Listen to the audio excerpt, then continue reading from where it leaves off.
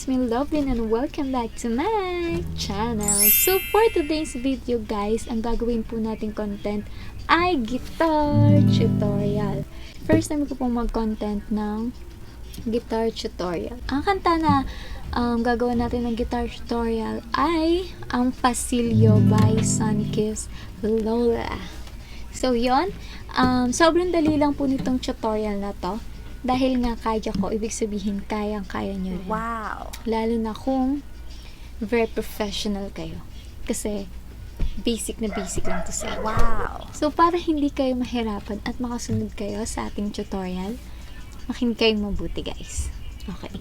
So, itong 6 na string na to, dito natin simulan ng bilang 1, 2, 3, 4, 5, and 6. So, 6 string siya. So, babanggitin ko lang kung pang ilang string yung ating pipindutin at kakalabitin, syempre. Okay? So, ngayon, dito tayo magsisimula sa 2nd fret. So, ang pipindutin natin dyan ay sa 3rd string. Okay? Number 3. Okay, so number 3 tayo. And then, kakalabitin din natin syempre yung number 3. Okay. Okay, ganito siya. Okay, and then, sunod sa 4th fret naman. 3rd string pa din. Number 3 pa din. Okay. So, 2nd fret tayo, number 3. 4th fret, number 3. And next naman is 3rd fret ay number 2. Number 2. Okay. Number 2. Okay. 3, 2. Okay. Sundan nyo lang kung saang fret tayo pupunta. Okay, hindi ko na babanggitan. Basta tignan nyo. Ang babanggitin ko na lang ay yung string na pupuntahan natin. Okay? So, balik tayo sa simula. 3, 2. Okay, sunod ay pagkagaling natin dito sa 3rd fret ay pupunta tayo sa 5th fret. Okay, nakita nyo to, ito, puting to. 5th fret. Kung may ganito kayo sa 5th fret, madali nyo matatandaan kung saan siya. Okay, so pagkatapos nito, dito sa 3rd fret, tatalon tayo papunta sa 5th fret at pipindutin natin na number 2. Okay, number 2.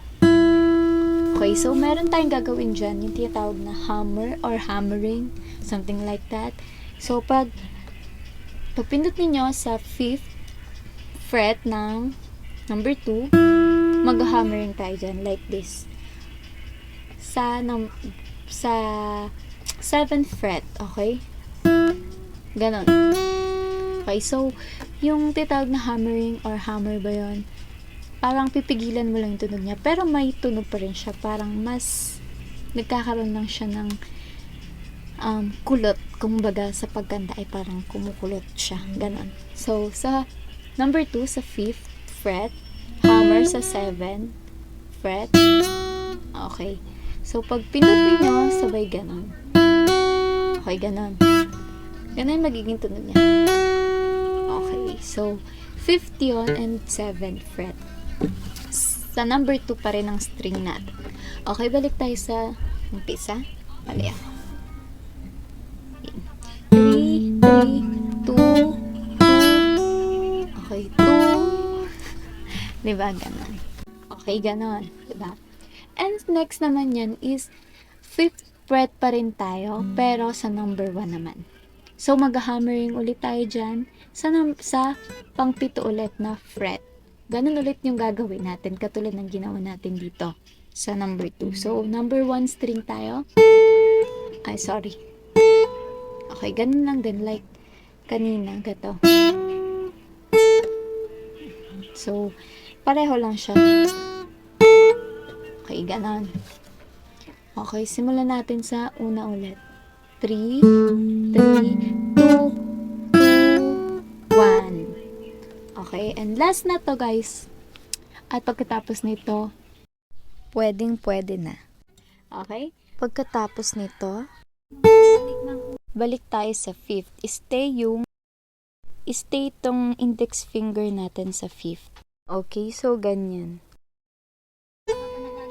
Then 5th.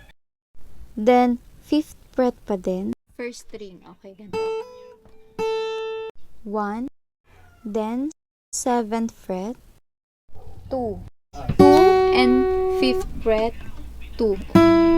Okay? So, dito tayo ulit sa 5th fret. Okay, 1, 2, 2. 1, 2, 2. 1, 2, 2. Okay. So, simulan natin siya sa umpisa para marinig natin yung magiging sounds niya. So, ganito siya. 3, 3, 2, 2, 1, 1, 2, 2. Okay, so, gagawin ko siya ng buo. Okay, ganito. Pakinggan nyo siya, guys.